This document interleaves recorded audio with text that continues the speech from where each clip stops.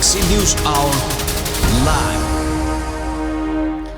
सशस्त्र बन्दकालका ज्यादती सम्बन्धी मुद्दा पेचिलो बनिरहेका बेला नेपाल स्थित विदेशी राजदूतहरूको एक ठूलै समूह आज माओवादी अध्यक्ष पुष्पकमल दाहालको निवासमै पुगेर झकझकायो।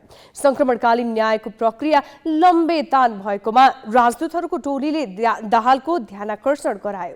1.5 दशक अघिका ज्यादतीका घटनामा पीडितलाई न्याय दिन छलछाम गरिँदै आएको र यसमा तत्कालीन द्वन्द्वका दुवै पक्षको मिलेमतो रहेको पीडितहरूको गुनासो छ। अन्तर्राष्ट्रिय समुदायको बुझाइ पनि यही छ। राष्ट्रसङ्घ र युरोपेली मुलुकहरूले आज पनि यस्तै चासो प्रकट गरेका छन्। जब हामी आफै आफ्ना समस्या समाधान गर्न सक्दैनौं, विदेशीको चासो र हस्तक्षेप बढ्दै जान्छ। अझ गम्भीर मानवाधिकार उल्लङ्घन र युद्ध अपराधका घटना अन्तर्राष्ट्रिय कानुनको क्षेत्राधिकारभित्र पर्छन्। त्यसैले द्वन्द्व पीडितलाई विश्वासमा लिएर एउटा विश्वसनीय प्रक्रियाबाट नेपाल स्वयंले यी मुद्दा टुङ्ग्याउनै पर्छ। अन्तर्राष्ट्रिय चासोलाई हस्तक्षेपको स्तरसम्म पुग्न नदिने एकमात्र उपाय पनि यही हो। ग्यालेक्सी न्यूज आवरमा आज हामी नेपालको संक्रमणकालीन न्यायमा अन्तर्राष्ट्रिय चासोदेखि संसदमा विचाराधीन विधेयकबारे शीतल निवासमा चलिरहेको छलफलमा केन्द्रित हुनेछौँ।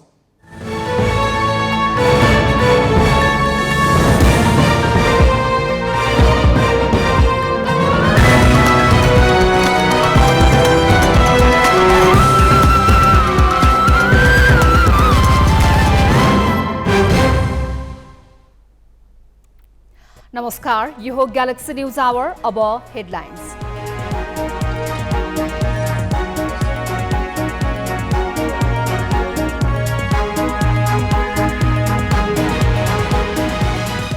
माओवादीले महाधिवेशनको 8 महिनापछि बल्ल पदाधिकारी टुङ्ग्यायो।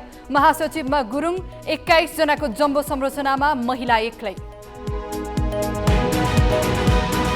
संक्रमणकालीन न्यायमा अन्तर्राष्ट्रिय समुदायको चासो। राष्ट्रसङ्घ, अमेरिका र युरोपेली मुलुकका राजदूतको टोलीद्वारा दाहालसँग भेट। गम्भीर अपराधमा क्षमा नदिन ध्यानाकर्षण। नागरिकता विधेयक संसदमा विचाराधीन रहेका बेला राष्ट्रपतिद्वारा शीतल निवासमा परामर्श। आफ्नो सन्देशलाई गम्भीरतापूर्वक नलिएको गुनासो। सरकारका प्रवक्ता भन्छन् टकरावको समय होइन।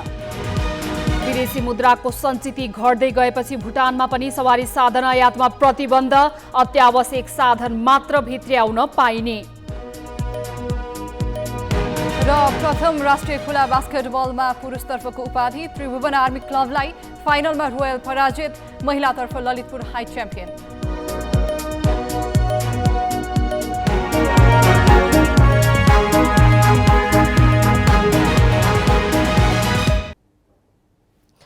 राष्ट्रपति विद्यादेवी भण्डारीले पुनर्विचारका लागि विभिन्न सवाल उठाएर संसदमै फर्काएको नागरिकता विधेयक प्रतिनिधि सभाबाट जस्ताको तस्तै पारित भएपछि शीतल निवासले थप चासो बढाएको छ।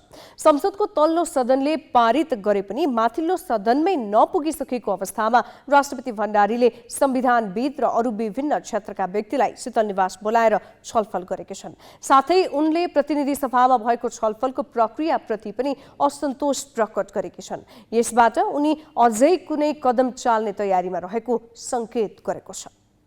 राष्ट्रपति विद्यादेवी भण्डारीले पुनर्विचारका लागि संसदमै फर्काइदिएको नागरिकता विधेयक बारे प्रतिनिधि सभामा छलफल चलिरहेका बेला बिहीबार शीतल निवासमा बेग्लै छलफल चल्दै थियो।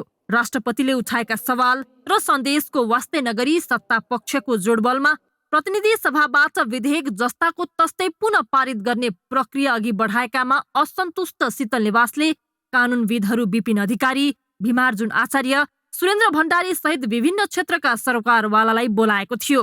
उनीहरूले राष्ट्रपतिले संसदलाई पठाएको सन्देश उचित र मुनासिब मात्र भनेनन्, त्यसलाई गम्भीरतापूर्वक नलिएकामा चिन्ता पनि प्रकट गरे। संसदमा छलफल नहुँदै सत्ता गठबन्धनका केही नेता बालुवाटारमा बसेर पहिले अस्वीकार गर्ने सहमति गर्नुलाई संसदीय मर्यादा विपरीत भने। गठबन्धनले जसरी राष्ट्रपतिको सन्देशलाई बालुवाटारबाट नकारेको सन्देश जुन सार्वजनिक रूपमा दियो नि, त्यसपछि त यो कुरो के रह्यो भने यो सन्देशप्रतिको उहाँहरूको दुराग्रहले एउटा राष्ट्रिय रूपमा चिन्ताको वातावरण त सिर्जना गर्यो नि त। त्यो चिन्ता प्रतिको राष्ट्रपतिजीको चिन्ता हो। छलफलका क्रममा राष्ट्रपति भण्डारीले पनि गठबन्धनको व्यवहार र संसदीय प्रक्रियाप्रति पर्याप्त असन्तोष प्रकट गरेकी थिइन्। आफूले पुनर्विचारका लागि विधेयक पठाउँदा दिएको सन्देशको अन्तर्वस्तुमै नपसी सदनले एकमुष्ट अस्वीकार गर्ने निर्णय लिएपछि अब अपनाउन सकिने उपाय के हुन सक्छन् भनेर पनि उनले परामर्श लिएको सहभागीहरूले बताएका छन्। संविधान अनुसार संसदबाट प्रमाणीकरणका लागि आएको अर्थ बाहेकका अन्य विधेयक पुनर्विचार गर्न आवश्यक छ भन्ने राष्ट्रपतिलाई लागेमा 15 दिनभित्र सदनमै फर्काइदिन सक्छन्। तर यो अधिकार उनले बारम्बार प्रयोग गर्ने ठाउँ संविधानले दिएको छैन। यस हिसाबले हेर्दा नागरिकता विधेयक पुनः शीतल निवास पुगेमा 15 दिनभित्र राष्ट्रपतिले प्रमाणीकरण गर्नुको विकल्प देखिँदैन। तर यस प्रकरणमा सरकार र राष्ट्रपति दुई फरक अडानमा छन् र दुवैले आफ्ना अडानलाई प्रतिष्ठाकै विषय बनाएको देखिँदैछ। संसदमा छलफल चलिरहेका बेला शीतल निवासमा राय परामर्शको क्रम चल्नुले राष्ट्रपतिले केही कदम चाल्न खोजेकी हुन् कि भन्ने देखाउँछ। सरकारका प्रवक्ता एवं सञ्चार मन्त्री ज्ञानेन्द्र बहादुर कार्कीले शनिबार सुनसरी पुगेर राष्ट्रपति र संसद बीचको टकराव उचित नहुने भनेर अर्थपूर्ण अभिव्यक्ति दिएका छन्। संविधानले जुन परिकल्पना गरेको छ, राष्ट्रपतिलाई फेरि विधेयकलाई फिर्ता गर्ने संवैधानिक अधिकार छ र प्रतिनिधि सभा र राष्ट्रिय सभाले फेरि पारित गरेर पठाएपछि त्यसलाई संविधानले नै व्यवस्था गरेको छ। राष्ट्रपतिले फेरि त्यसलाई प्रमाणीकरण गरेर पठाउनुपर्छ। त्यसैले भन्ने गरिन्छ, राष्ट्रपति संस्थाबाट गल्ती हुँदैन भनेर भनिन्छ। निर्वाचनको घोषणा गरेर कामचलाउ भइसकेको सरकार र संसदले विवादका बीच नागरिकता विधेयकलाई द्रुत प्रक्रियाबाट अघि बढाएकामा संसद बाहिर पनि केही तबकामा पर्याप्त संशय देख्न सकिन्छ। एक त नागरिकता कानूनका सबै विवादलाई यसले सम्बोधन गर्दैन र स्थायी समाधान पनि दिँदैन। अर्कोतिर राष्ट्रपतिले उठाएका सवालमा समेत संसदमा गम्भीरतापूर्वक छलफल नगरेको भनेर शीतल निवासले नै असन्तोषको जनाउ दिइसकेको छ। यस्तो अवस्थामा यो विषय अदालत प्रवेश गराएर व्याख्याको न्यायिक कोसिस पनि हुन सक्ने देखिन्छ। क्यामेरामा सञ्जय घिमिरेका साथमा बासु खड्का र सृजना घिमिरे, ग्यालेक्सी 4K, काठमाडौँ। यसैबीच संसदमा विचाराधीन नागरिकता विधेयकमाथि राष्ट्रपति भण्डारीले छलफल गर्नुले के संकेत गर्छ भनेर हामीले संविधानविद विपिन अधिकारी र वरिष्ठ अधिवक्ता सुरेन्द्र महतोलाई सोधेका छौँ। हाम्रो प्रणालीमा राष्ट्रपतिले कुनै विषयमा आफ्नो एउटा दृष्टिकोण राख्न मिल्दैन। उहाँले त इस्यु राख्ने हो र इस्यु चाहिँ उहाँले प्रष्टसँग राख्नुभएको छ। अब त्यसका बारेमा संसदले विचार गर्ने हो। अब संसदले विचार गरेर यदि यसैलाई चाहिँ अब समर्थन गर्दछ, जसरी प्रतिनिधि सभाले गर्यो, अब राष्ट्रिय सभाको पनि त्यही दृष्टिकोण हो भने अनि त्यसपछि गएको विधेयकलाई त राष्ट्रपतिले प्रमाणीकरण नै गर्ने हो। त्यसमा अर्को बाटो छैन। तर अब भएको के हो भने राष्ट्रपतिको जुन एउटा दृष्टिकोण छ, त्यो दृष्टिकोण भनेको या जुन इस्युहरू उहाँले फ्रेम गर्नुभएको छ, त्यो इस्युहरू भनेको चाहिँ एउटा राष्ट्रव्यापी बहसको विषय त बनिसकेको छ। हिजो पनि थियो, आज पनि छ र भोलि पनि रहनेछ। अब एउटा कुरा के हो भने नागरिकताका बारेमा अब हिजो कसैले गल्ती गर्यो भनेर आज पनि गल्ती गरौँ भन्ने दृष्टिकोण सही होइन। उहाँले फिर्ता पठाइसके पछाडि फेरि त्यो विधेयकको बारेमा कुनै चर्चा परिचर्चा राय परामर्श गर्नु भनेको संविधानको खिलाफ हो। त्यो किनभने अब संसदले दुवै सभाबाट पारित भएर गएपछि उहाँले बाध्यात्मक रूपमा त्यसलाई प्रमाणीकरण गर्नै पर्ने हुन्छ। विद्यादेवी भण्डारीलाई चित्त नबुझेको हुन सक्छ, तर राष्ट्रपतिले चित्त बुझाउनुपर्छ। कानुन बनाउने अधिकार सार्वभौम संसदको हो। संसद फिर्ता पठाएर फेरि जस्ताको तस्तै पारित गरेर पठाउँछ भने राष्ट्रपतिले प्रमाणीकरण गर्न बाध्यता छ, उहाँले गर्नै पर्छ। यसमा फेरि राय सल्लाहको कुनै आवश्यकता नै छैन र उहाँले यदि त्यो गरिरहनु भएको छ भने त्यो संविधान कानुन बरखिलाफ हो। खास गरी राष्ट्रपतिको प्रमुख सल्लाहकार भनेको प्रधानमन्त्री हो अथवा सिफारिस गर्ने निकायहरू हो। त्योदेखि बाहेक अन्यत्रसँग उहाँले सरसल्लाह गर्न कानुन त संविधान त मिल्ने कुरा होइन। सल्लाह गरिसकेर फिर्ता गइसकेको विधेयकमा अब छलफल चलिरहेछ भने त्यस बिचमा फेरि उहाँले परामर्श गर्नु भनेको उहाँको पदीय मर्यादा विपरीत छ। यो संवेदनशील मुद्दामा राज्यका उपल्लो निकायबीच सुझबुझ र समझदारीका साथ काम भएन भने त्यसले नयाँ खालको द्वन्द्वको बीजारोपण गर्न सक्छ। चुनावको मुखमा यो अवस्था आउनु त झन् जोखिमपूर्ण हुन सक्छ। अब केही न्यूज संक्षेपमा। सत्तारूढ नेपाली कांग्रेसले भदौ 10 देखि 24 सम्म चुनावी अभियान सञ्चालन गर्ने भएको छ। मङ्सिर 4 गतेका लागि तय प्रदेशसभा र प्रतिनिधि सभा निर्वाचनलाई लक्षित गरी कांग्रेसले जनताको साथमा कांग्रेस अभियान सञ्चालन गर्ने भएको हो। अभियानका लागि 77 जिल्लामा नै केन्द्रीय प्रतिनिधि खटाइने पार्टी प्रवक्ता प्रकाश चरण महतले जानकारी दिए। उनले अभियानमा नागरिकका समस्या सुन्ने, सरकारले गरेका कामको जानकारी गराउने र सत्ता गठबन्धनका दलबीच तालमेलको औचित्य पुष्टि गरिने बताए। केन्द्रीय प्रतिनिधिका लागि आइतबार अभिमुखीकरण कार्यक्रम राखिएको छ। जिल्ला अस्पताल धादिङमा केही दिन यता भाइरल ज्वरो र डेङ्गुका बिरामी बढेका छन्। साउनेता चेक जाँचका लागि अस्पताल आउने बिरामी मध्ये दैनिक 7 जनासम्मलाई डेङ्गु संक्रमण पुष्टि भएको अस्पतालले जनाएको छ। एडिस जातको पोथी लामखुट्टेको टोकाइबाट डेङ्गु संक्रमण हुन्छ। जिल्ला अस्पतालमा डेङ्गु संक्रमण पुष्टि भएका 75 जनामध्ये 7 जनाको उपचार भइरहेको छ। डेङ्गुबाट 1 जनाले ज्यान गुमाएका छन्। धादिङमा सबैभन्दा बढी नीलकण्ठ नगरपालिका, शीतललेक र ज्वालामुखी गाउँपालिकामा धेरै डेङ्गुका बिरामी भेटिएका छन्। डेङ्गुको फैलावट रोक्न गमला, फुलदान, खालीवट्टा, अलकत्रा वा मटिरियलका खाली ड्रम, गाडीका टायरमा पानी जम्न नदिन चिकित्सकले सुझाएका छन्। दाङको सीमावर्ती क्षेत्रमा फैलिएको झाडापखाला नियन्त्रणमा आएको छ। राजपुर गाउँपालिका भैसाही नाकास्थित पालनगौरी गाउँमा फैलिएको झाडापखालाले 17 जना बिरामी परेका थिए। बिरामीको उपचारका लागि गाउँपालिकाले औषधिसहित स्वास्थ्य कर्मीको टोली पठाएको थियो। पालनगौरीवासीले भैसाही खोलाको पानी खाँदै आएका छन्। सोही खोलाको दूषित पानीका कारण झाडापखाला फैलिएको स्वास्थ्य कर्मीको अनुमान छ। उपचारपछि बिरामीको स्वास्थ्यमा सुधार आएको छ। झाडापखालाबाट एक बालिकाको मृत्यु भएको थियो। 8 महिना अघि माओवादीले महाधिवेशनबाट टुङ्ग्याउन नसकेको पदाधिकारी चयनको प्रक्रिया बल्ल सकेको छ। तर पनि उसले यसलाई तदर्थ रूपमै अर्थ्याएर तत्काल अर्को विशेष महाधिवेशन भनेको छ। किन त? यो प्रसङ्ग नवराज पाण्डेबाट। माओवादी केन्द्रले पुस दोस्रो साता महाधिवेशन गर्यो। महाधिवेशन पूर्व निर्धारित तालिका अनुसार सकिएन, लम्बियो। लम्बिनुको महाधिवेशनले बल्ल बल्ल केन्द्रीय सदस्य छान्यो, तर अध्यक्ष लगायत पदाधिकारी छान्न सकेन। महाधिवेशन सकिएको भोलिपल्ट बसेको केन्द्रीय समितिले अध्यक्षमा पुष्पकमल दाहाललाई निरन्तरता दियो, तर अरू पदाधिकारी छान्ने काम थाँती राखियो। 1750 महाधिवेशन प्रतिनिधिले छान्नुपर्ने पदाधिकारी 8 महिनापछि स्थायी समितिका सदस्यले टुङ्गो लगाएका छन्। माओवादी केन्द्रको महाधिवेशन पुस 15 मा सकाउने तालिका थियो, तर निर्धारित तालिका भन्दा 3 दिन ढिला सकियो। उसलाई केन्द्रीय सदस्य चयनमा निकै सकस पर्यो। निर्वाचन तालिका 3 पटक सार्वजनिक गरेर उसले सहमतिको प्रयास गर्यो। 2 दिनको कसरतपछि उसले सहमतिका नाममा महाधिवेशन प्रतिनिधिलाई ताली बजाउन लगाएर 236 केन्द्रीय सदस्य छान्यो।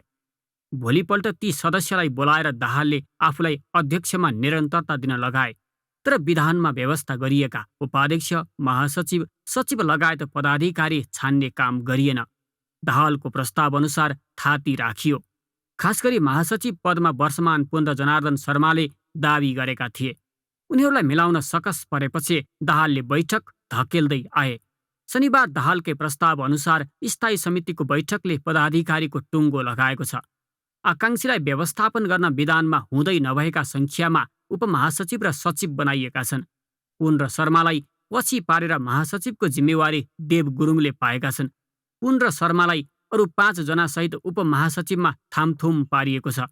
माओवादी केन्द्रले महाधिवेशनको 8औं महिनामा पदाधिकारीको टुङ्गो लगाएको हो। हामीले पदाधिकारी अहिले विशेष अधिवेशन गर्ने निर्णय गरेका छौँ। विशेष अधिवेशनसम्मको लागि पदाधिकारी तय गरेको छ, जसअनुसार पदाधिकारीको विवरण यस प्रकार छ। अध्यक्ष कमरेड प्रचण्ड, पुष्पकमल दाहाल, वरिष्ठ उपाध्यक्ष नारायण काजी श्रेष्ठ, उपाध्यक्ष कृष्णबहादुर महरा, त्यसपछि महासचिव देव गुरुङ, उपमहासचिवमा गिरिराजमणि पोखरेल, उपमहासचिवमा वर्षमान पुन, उपमहासचिवमा हरिबोल गजरेल, उपमहासचिवमा जनार्दन शर्मा, उपमहासचिवमा पम्पा भुषाल, उपमहासचिवमा मातृका यादव। पार्टीभित्र पुन र शर्मा दुवै दाहालका विश्वास पात्र हुन्। समकालीन भएकाले पुन र शर्मा प्रतिस्पर्धी हुन्। उनीहरू बीच को दाहालको नजिक हुने र पार्टी आन्दोलनको उत्तराधिकारी बन्ने भन्ने लडाईँ पनि छ। यसैको फाइदा गुरुङले उठाएका छन्। 2069मा पार्टी विभाजन हुँदा गुरुङ मोहन वैद्यतिर लागेका थिए। पछि रामबहादुर थापासँगै माओवादीमा फर्किएका गुरुङ त्यस यता दाहालसँग निकट छन्। पार्टीमा दाहालको छवि प्रतिस्पर्धीलाई किनारा लगाउने नेताका रूपमा परिचित छ। पुन र शर्माको सङ्गठनमा प्रभाव भएकाले चुनौती बन्न सक्नेमा दाहाल सचेत छन्। तर गुरुङको हकमा उनी दाहालको आदेश पालक मात्रै बन्न सक्छन्। सङ्गठनमा उनको पकड छैन। त्यसैले गुरुङ दाहालको रोजाइमा परेको पार्टीकै नेताहरूको बुझाइ छ। माओवादीको 21 सदस्यीय पदाधिकारीको लर्कोमा एकजना मात्र महिला अटाएकी छन्। पम्फा भुषाललाई उपमहासचिव बनाइएको छ। विशेष महाधिवेशन हामीले महाधिवेशनकै बेला तोकेछौँ। यो निर्वाचन सकिएपछि त्यतातिर चाहिँ जान्छ। अहिलेको चाहिँ सकियो।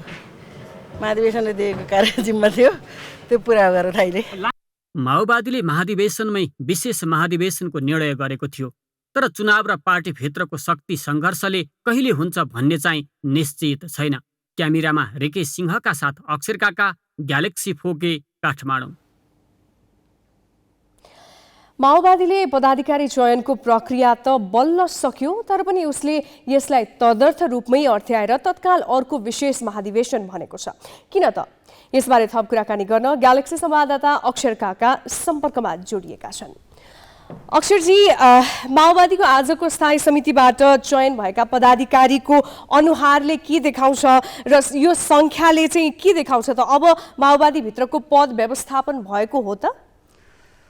पक्कै पनि यो माओवादीभित्रको एउटा लडाईँ अथवा एउटा अन्तरसङ्घर्ष र उपकेन्द्रहरू बीचको एउटा टकरावको तत्कालको व्यवस्थापन मात्रै हो।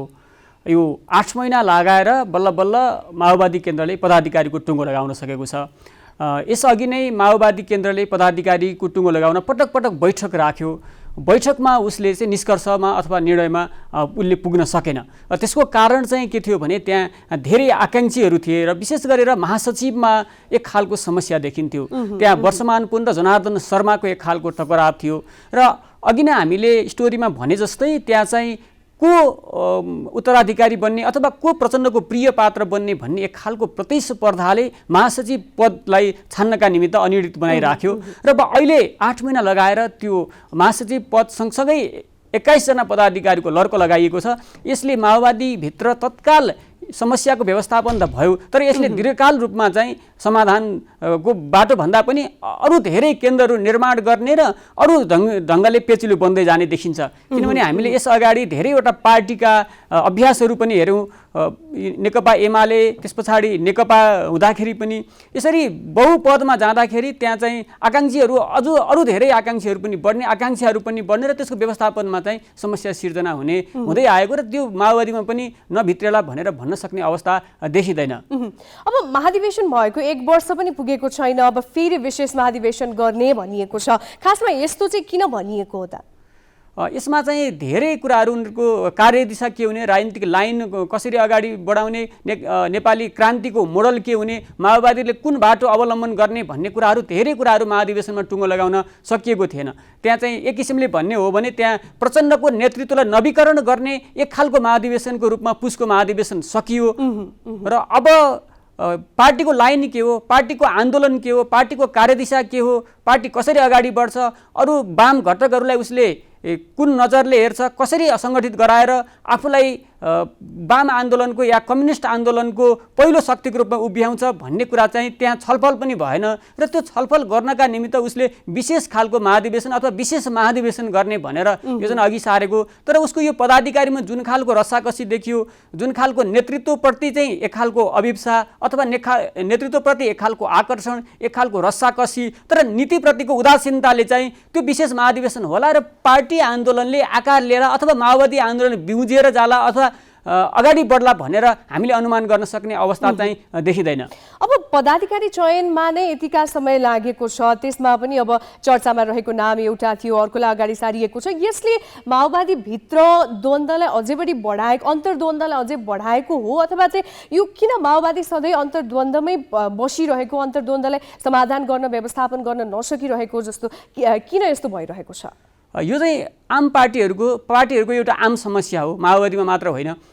माओवादीमा चाहिँ अलिक फरक के खालको छ भने त्यहाँ प्रचण्डले आफ्ना पुष्पकमल दाहालले आफ्ना प्रतिस्पर्धीहरूलाई आफ्नो छेउमा आउनका निमित्त निकै धेरै बल गर्नुपर्ने ठाउँमा पुर्याउनुहुन्छ। हिजो बाबुराम भट्टराईलाई किनारा लगाउँदै जानुभयो र अहिले यद्यपि उहाँसँग सहकार्यको एउटा हात बढाउने प्रयत्न त छ, तर सँगसँगै मोहन वैद्य किरण 43 सालमा उहाँ जसरी पार्टी आन्दोलनको शीर्ष तहमा आइपुग्नुभयो, नेतृत्वमा आइपुग्नुभयो, त्यस पछाडि उहाँले निरन्तर गर्दै आएको भनेको आफ्ना प्रतिस्पर्धीहरूलाई पाखा लगाउँदै हो। र यसपल्ट पनि उहाँले चाहिँ जो अब महासचिवका रूपमा जसले आकाङ्क्षा राखेका थिए उनीहरूले बनाउँदाखेरि उनीहरू भोलि नै फेरि उत्तराधिकारीको रूपमा दाबी गर्न सक्ने अथवा पार्टी आन्दोलनलाई नयाँ ढङ्गले चाहिँ सङ्गठित गर्न सक्ने एउटा क्षमता राख्ने दुईटा फरक उनीहरू बिचका प्रतिस्पर्धी र तर प्रचण्डको निकट बन्न चाहने एउटा समान छविका चाहिँ नेता भएको हिसाबले उनीहरूलाई पाखा लगाउन सकियो अथवा उनीहरूको विकल्पको रूपमा अरू कसैले अगाडि सार्न सकियो भने तत्काल आफू निर्विकल्प रूपमा बनिरहन सकिन्छ।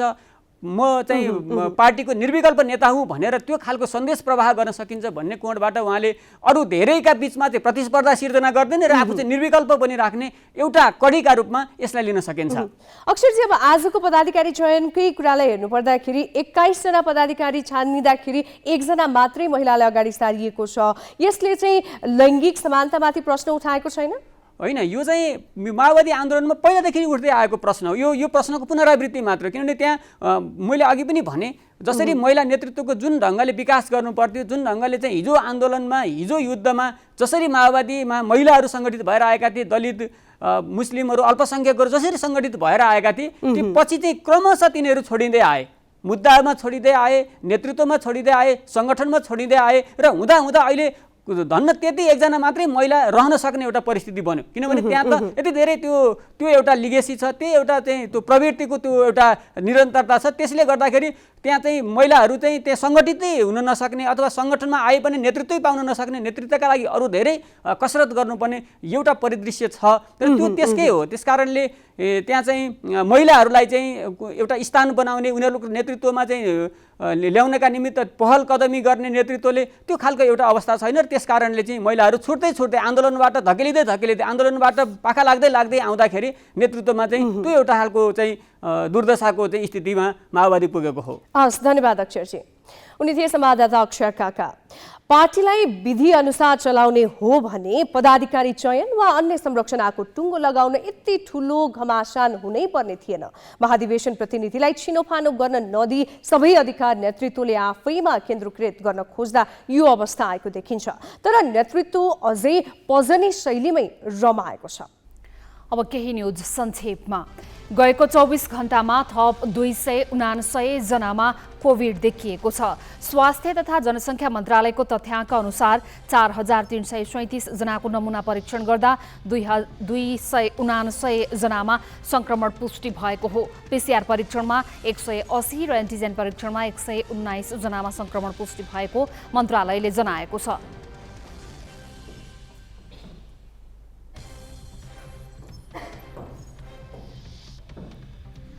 यो अवधिमा 577 जना संक्रमण मुक्त भएका छन्। 2 जनाको मृत्यु भएको मन्त्रालयले जनाएको छ। विदेशी मुद्राको सञ्चित घट्दै गएपछि भुटानले सवारी साधन आयातमा प्रतिबन्ध लगाएको छ।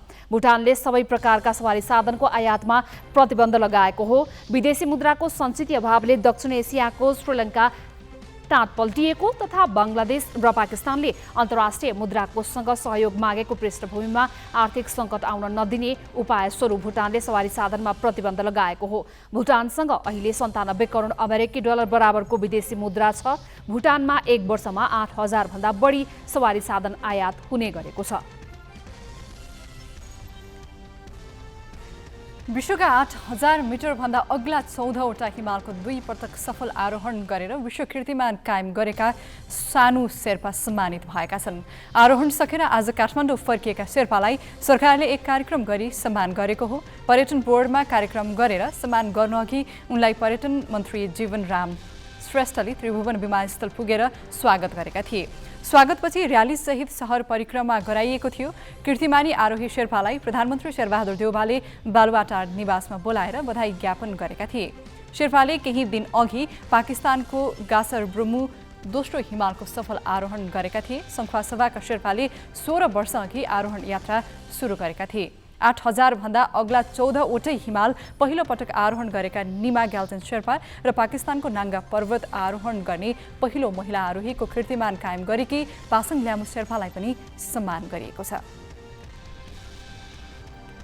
विराटनगरमा 54औं संस्करणको राधाकृष्ण रथयात्रा निकालिएको छ।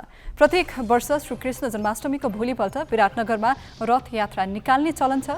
कोरोनाका कारण पछिल्ला 2 वर्ष खट यात्रा मात्रै निकालिएकामा यसपालि रथयात्रा निकालिएको हो। आयोजकले स्वास्थ्य मापदण्ड पालना गरेर मात्रै रथयात्रामा सहभागी हुने भनेकाले सहभागीको सङ्ख्या पनि उल्लेख्य थिएन। विराटनगरको राधाकृष्ण रथयात्रालाई भारतको जगन्नाथपुरीको रथयात्रापछि एसियाकै ठूलो रथयात्रा मानिन्छ। देशभित्रका समस्या जब आफै समाधान गरिँदैन तब बाह्य शक्तिहरूको चासो बढ्दै जान्छ। सङ्क्रमणकालीन न्यायको प्रक्रियामा इमान्दार प्रयास नगरिँदा अहिले अन्तर्राष्ट्रिय समुदायले त्यसै गरी चासो व्यक्त गर्न थालेको छ। बाँकी सोनिका अर्यालबाट। द्वन्द्वकालीन ज्यादतीका घटना र सङ्क्रमणकालीन न्यायका विषयमा अन्तर्राष्ट्रिय समुदायले चासो व्यक्त गरेको छ। अन्तर्राष्ट्रिय संयुक्त राष्ट्रसङ्घ, अमेरिका, बेलायत, अस्ट्रेलिया, जर्मनी, स्विजरल्यान्ड र युरोपेली युनियनका नेपालस्थित राजदूतहरूले माओवादी अध्यक्ष पुष्पकमल दाहाललाई आज बिहान उनकै निवास पुगेर सामूहिक रूपमै चासो व्यक्त गरेका हुन्। भेटमा उनीहरूले सत्य निरूपण तथा मेलमिलाप र बेपत्ता छानबिन आयोगलाई पदाधिकारी विहीन बनाउँदै सरकारले नयाँ विधेयक ल्याएको अवस्थामा पीडितलाई न्यायको सुनिश्चितता कसरी गरिँदैछ भनेर जिज्ञासा राखेका थिए। सरकारले द्वन्द्वकालीन घटनालाई मानव अधिकारको उल्लङ्घन र मानव अधिकारको गम्भीर उल्लङ्घन भनी 2 भागमा विभाजन गर्ने गरी सङ्क्रमणकालीन न्याय सम्बन्धी विधेयक संसदमा दर्ता गराएको छ। विधेयकमा हत्या, यौनजन्य हिंसा, शारीरिक वा मानसिक यातना, अपहरण तथा शरीर बन्धक बनाउने, गैर कानुनी थुनामा राख्ने कार्यलाई मानव अधिकार उल्लङ्घनको सामान्य कोटीमा राखिएको छ। गम्भीर मानव अधिकार उल्लङ्घन र मानवता विरोधी कार्यलाई पनि सामान्य सूचीमा राखेर क्षमादान वा मेलमिलापमा गएर टुङ्ग्याउन लागिएको त होइन भनेर पीडितले आशंका गरिरहेकै छन्। यही बीचमा संयुक्त राष्ट्रसङ्घ, युरोप र अमेरिकाका राजदूतहरूले एकमुष्ट चासो व्यक्त गरेका हुन्। यस्तै पीडितको पुनरावेदनको अधिकारबारे पनि जिज्ञासा राखेका थिए।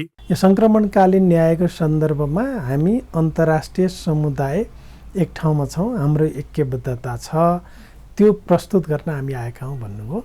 दोस्रो, यो शान्ति प्रक्रियाको बाँकी कामका रूपमा रहेको सङ्क्रमणकालीन न्यायको विषय अहिले सरकारले इनिसिएसन लिएर संसदमा विधेयक पनि प्रस्तुत गरेको छ। त्यसलाई छिटो पारित गरेर यो काम छिटो सक्नका निम्ति हाम्रो शुभकामना छ भनेर भन्नुभयो। जवाफमा अध्यक्ष दाहालले विस्तृत शान्ति सम्झौता र सङ्क्रमणकालीन न्यायका संवेदनशीलताप्रति आफू गम्भीर रहेको र यसबारे राजनीतिक तहमा छलफल भइरहेको बताएका थिए। सर्वोच्च अदालतको आदेश, पीडितको आवाज र अन्तर्राष्ट्रिय चासोलाई ध्यान दिएर प्रक्रिया टुङ्ग्याउने उनको भनाइ थियो।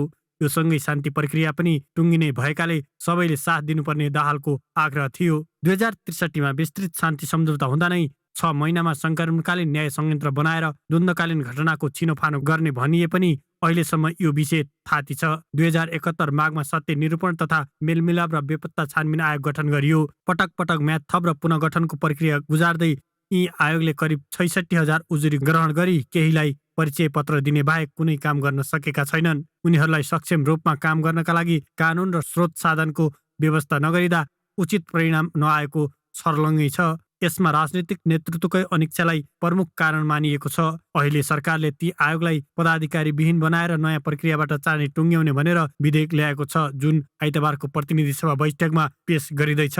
त्यसकै पूर्व सन्ध्यामा राजदूतहरूको टोलीले माओवादी अध्यक्ष दाहाललाई भेटेर चासो देखाएका हुन्। सरकारले गरिरहेको सङ्क्रमणकालीन न्याय सम्बन्धी प्रयत्न हो, यसमा हाम्रो पुरै समर्थन हुन्छ, हाम्रो ऐक्यबद्धता पनि छ।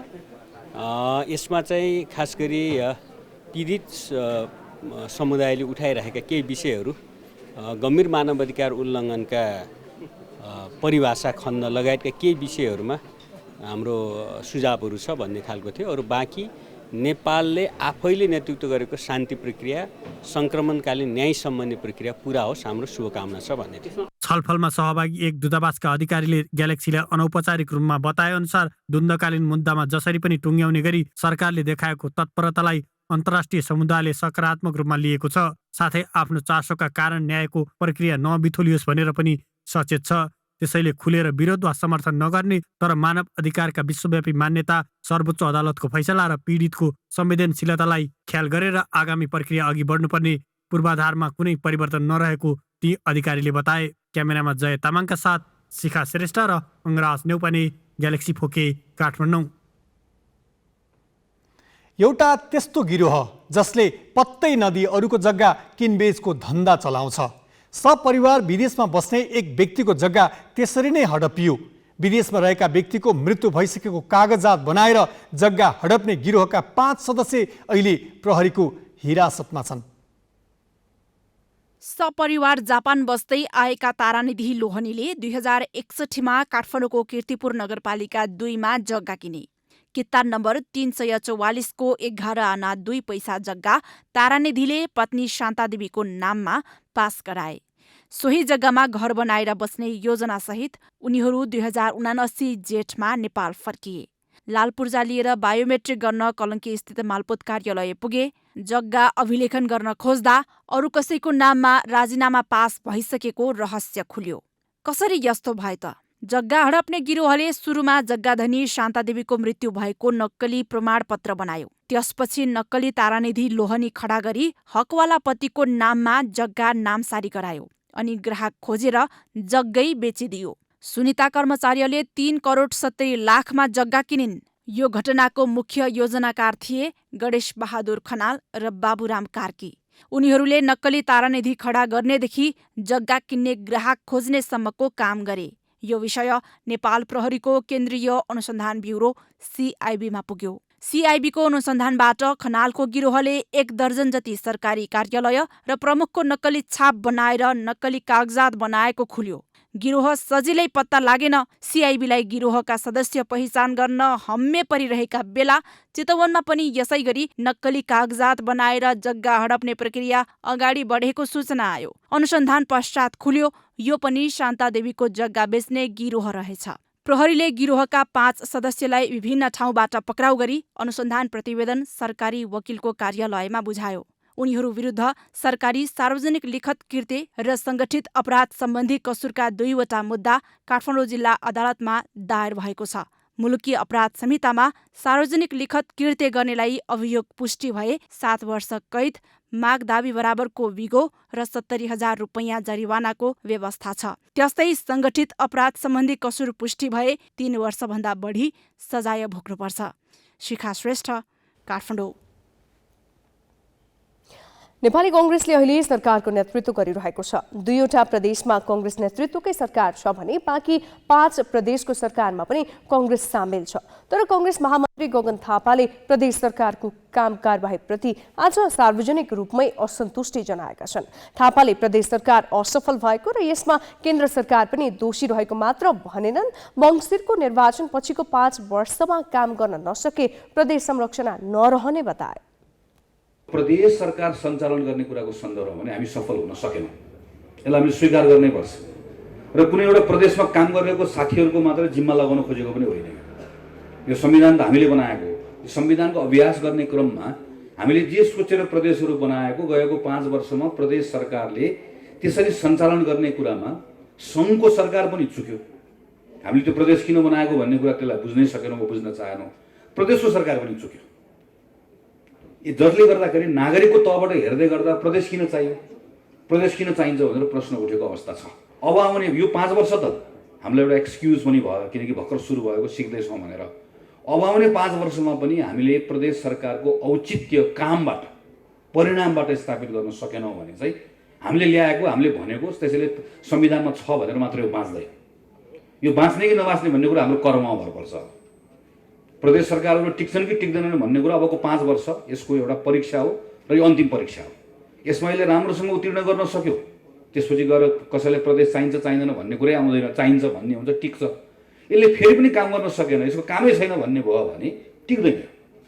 यसले आफूले आफूलाई प्रमाणित गरेर देखाउन सक्नुपर्छ।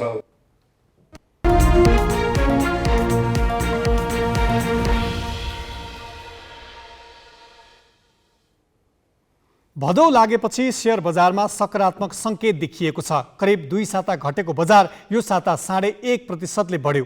अर्थतन्त्रमा सकारात्मक सङ्केत देखिन थालेपछि शेयर बजारमा प्रभाव परेको विश्लेषण गरिएको छ। तर बैंकिङ प्रणालीमा लगानी योग्य रकमको अभाव बढ्दै गएकाले बजार बढ्छ नै भनेर ठोकुवा गर्ने अवस्था भने छैन।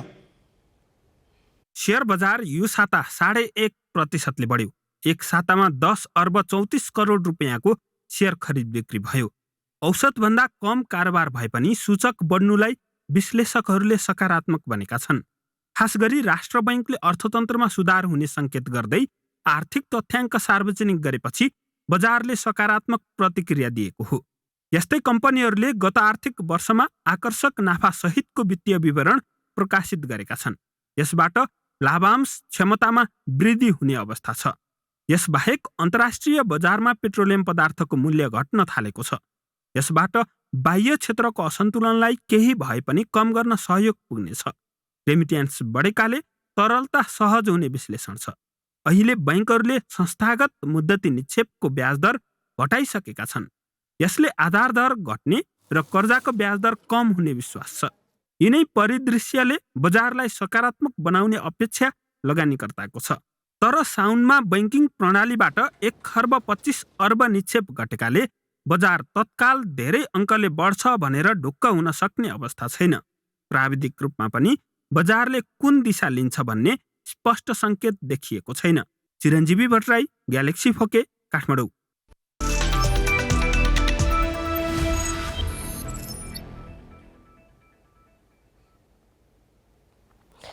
प्रथम राष्ट्रिय खुला बास्केटबल प्रतियोगिताको महिलातर्फको उपाधि ललितपुर हाईले जितेको छ।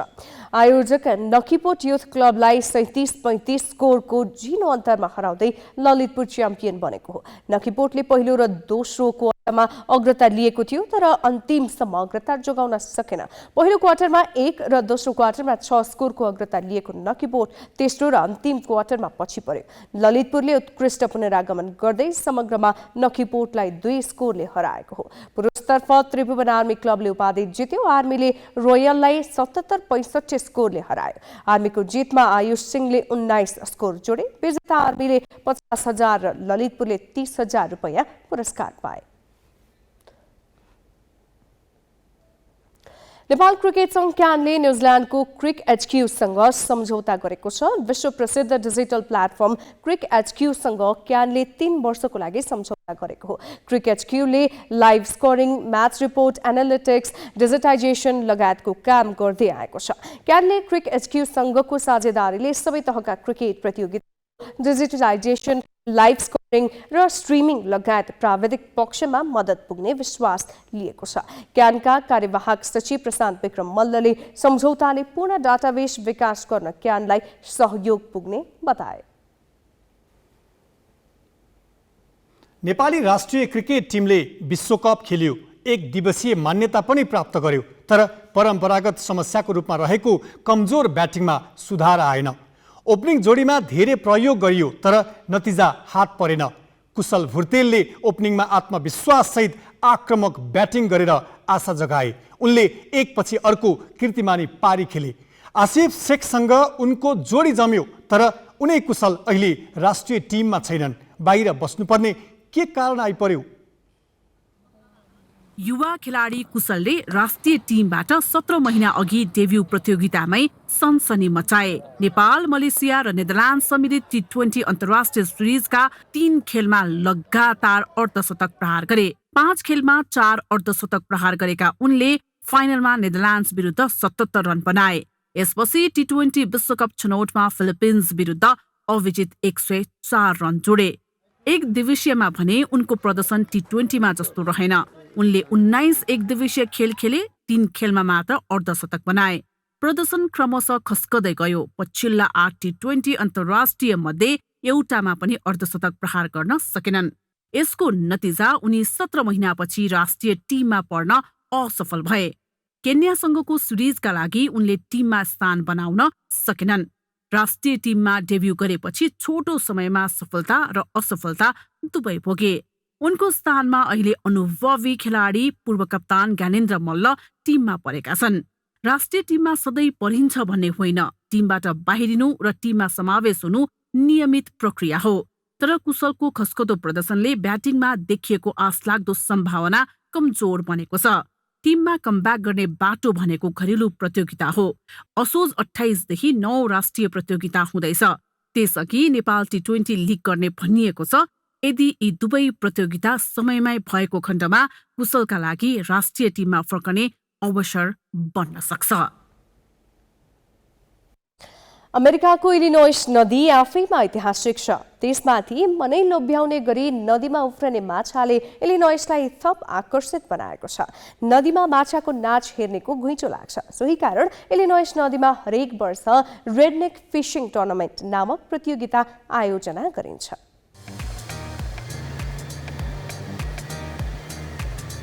अमेरिकाको इलिनोइस राज्यमा एउटा अनौठो नदी छ जसको नाम इलिनोइस हो। सामान्यतया नदीमा हामीले माछा देख्न सक्छौं, तर इलिनोइस नदीमा रहेका माछा फरक क्षमताका छन्। इलिनोइस नदी हेर्न पुग्ने जो कोही माछाका गतिविधि देखेर एकछिन स्तब्ध हुन्छन्, किनकि माछा नदीको सतहभन्दा धेरै माथि उफ्रन्छन्।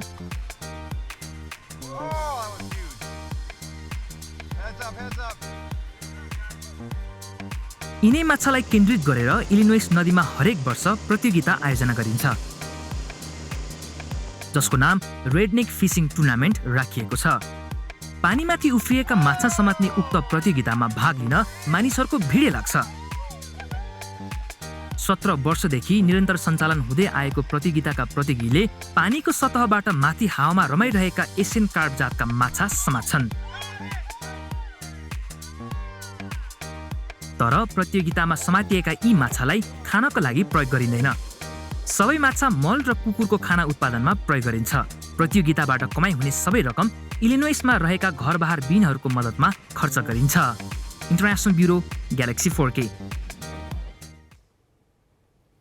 लामखुट्टेको टोकाइबाट सर्ने डेङ्गु संक्रमण काठमाडौँ उपत्यका सहित 61 जिल्लामा फैलिएको छ। सफा पानीमा बस्ने एडिज जातको लामखुट्टेको टोकाइबाट सर्ने डेङ्गुबाट उपत्यकाका अस्पतालमा बिरामीको चाप बढेको छ। डेङ्गु समयमै पहिचान नभए बिरामीको मृत्युसम्म हुन सक्ने चिकित्सक बताउँछन्। त्यसो भए यसको संक्रमणबाट कसरी बच्ने त?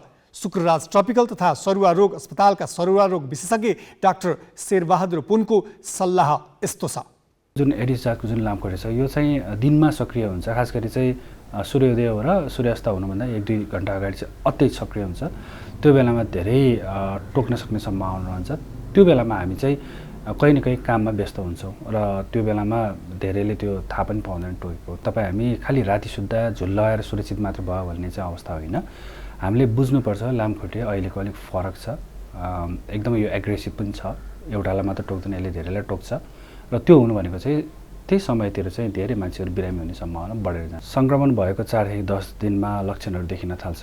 लक्षणहरूमा मुख्यतया अचानक ज्वरो आउनु, टाउको दुख्नु, आँखाको गेडीहरू दुख्ने, जोर्नीहरू असाध्यै दुख्नु, जिउहरू पनि एकदम कटक्कै खाने, त्यो खालको दुखाइ हुन्छ। खास गरी चाहिँ 75%मा लक्षण नै देखिँदैन र 25%मा चाहिँ अब लक्षण देखिँदैन। ती मध्येमा चाहिँ कतिपयलाई कडा लक्षणहरू देखिन सक्दछ।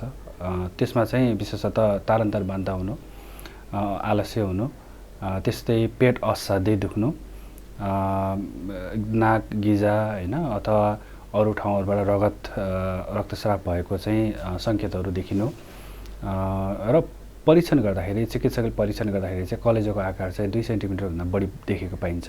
यो रगतको परीक्षण गर्दाखेरि चाहिँ प्लेटलेटको सङ्ख्या तीव्र गतिमा ओह्रालो लागिरहेको हुन्छ अनि हेमाटोक्रिट चाहिँ बढेको देखिन्छ।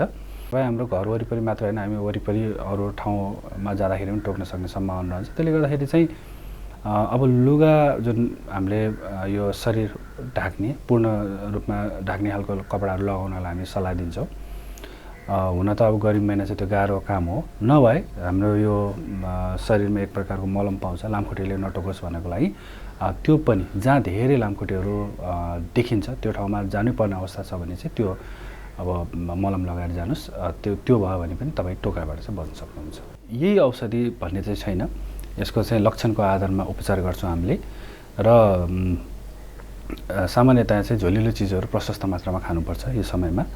यसमा चाहिँ मुख्यतया तपाईँ हामीले बुझ्नुपर्ने भनेको चाहिँ शरीर असाध्यै दुख्ने भएको हुनाले चाहिँ आफै औषधि पसलमा गएर सबैभन्दा कडा नदुख्ने दबाईहरू सामान्यतया किनेर खाने हाम्रो समाजमा प्रचलन छ। त्यो सबैभन्दा घातक हुन सक्दछ डेङ्गु सङ्क्रमण भएको बेला, किन भन्दाखेरि ब्रोफेन, फ्लेक्सन, एस्पिरिन जस्ता जुन औषधिहरू छ त्यो प्रयोग गर्यो भने चाहिँ सङ्क्रमितमा चाहिँ रक्तस्राव हुने सम्भावना बढेर जान्छ। त्यो कारणले गर्दाखेरि तपाईँले त्यो नगर्नु होला। पानी जम्मा हुने ठाउँहरू हुन दिनु भएन र त्यो ठाउँमा यदि देखिएको छ भने चाहिँ हामीले तुरुन्त त्यो पानीहरू जम्मा भएको पानीहरूलाई चाहिँ हटाउनु पर्छ, जसले गर्दाखेरि लामखुट्टेहरू चाहिँ त्यहाँ बढ्न पाइँदैन। र यसरी चाहिँ अब हामीले लामखुट्टेको टोकाइबाट बच्ने भनेको नै त्यसको जुन अवस्था वातावरण सिर्जना नगराउनु भनेर हामीले बुझ्नुपर्ने हुन्छ। यसको चाहिँ अब खास खोप विकास भइसकेको छैन, त्यसले गर्दाखेरि नै डेङ्गुबाट बच्नु भनेको नै लामखुट्टेको टोकाइबाट बच्नु हो। पाल्पामा आज धुमधामका साथ भगवती जात्रा मनाइएको छ।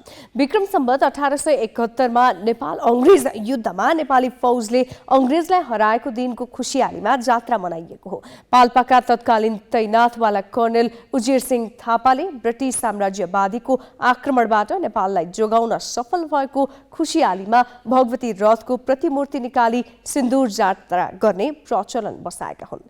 एकैछिन तानसेनमा निकालिएको जात्राको रौनक हेरौं।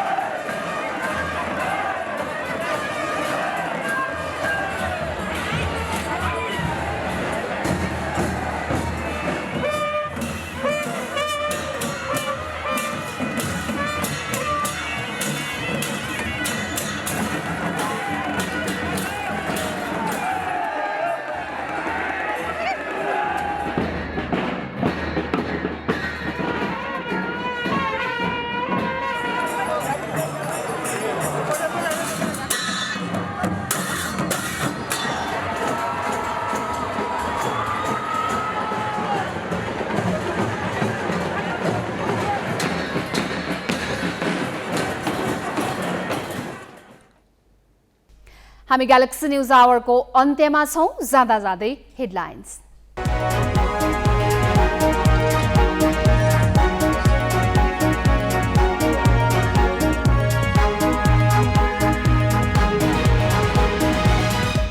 माओवादीले महाधिवेशनको 8 महिनापछि बल्ल पदाधिकारी टुङ्ग्यायो। महासचिवमा गुरुङ, 21 जनाको जम्बो संरचनामा महिला एक्लै। संक्रमणकालीन न्यायमा अन्तर्राष्ट्रिय समुदायको चासो। राष्ट्रसङ्घ, अमेरिका र युरोपेली मुलुकका राजदूतको टोलीद्वारा दाहालसँग भेट। गम्भीर अपराधमा क्षमा नदिन ध्यानकर्षण। नागरिकता विधेयक संसदमा विचाराधीन रहेका बेला राष्ट्रपतिद्वारा शीतल निवासमा परामर्श। आफ्नो सन्देशलाई गम्भीरतापूर्वक नलिएको गुनासो। सरकारका प्रवक्ता भन्छन् टकरावको समय होइन। विदेशी मुद्राको सञ्चिति घट्दै गएपछि भुटानमा पनि सवारी साधन आयातमा प्रतिबन्ध। अत्यावश्यक साधन मात्र भित्र्याउन पाइने। र प्रथम राष्ट्रिय खुला बास्केटबलमा पुरुषतर्फको उपाधि त्रिभुवन आर्मी क्लबलाई। फाइनलमा रोयल पराजित। महिलातर्फ Lalitpur high champion.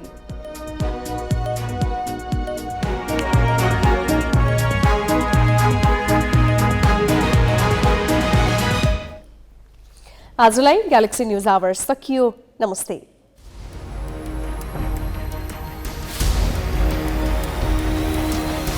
This is Galaxy News Hour Live.